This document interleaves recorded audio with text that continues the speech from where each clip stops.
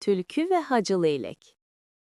Bir gün hiləgər tülkü, öz tanışları ilə mehriban görünmək üçün Hacı Leylək qonaq çağırdı. Sənə elə bir ziyafət verəcəyəm ki, dadı damağında qalacaq, deyə öyündü. Hacı Leylək gəldi, masaya yaxınlaşdı və gördü ki, tülkü yeməyi yastı, geniş boşqabda süfrəyə qoyub. Tülkü uzun dili ilə rahatca yalayıb nuş edirdi. Hacı Leyləyin isə uzun, incə dimdiyi həmin boşqabdan heç nə götürə bilmirdi. Tülkü özünü bilməzliyə vurub dedi: "Niyə yemirsən? Zəhmət olmasa ye." Hacı Leylək nə qədər çalışdısa, yeməkdən dad ala bilmədi. Sonunda təşəkkür edib evinə qayıtdı.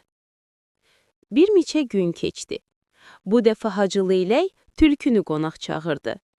Tülkü məmnuniyyətlə qəbul etdi.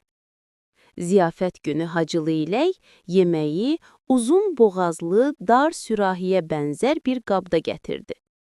Qabın ağzı o qədər dardı ki, tülkü burnunu belə içəri sala bilmirdi.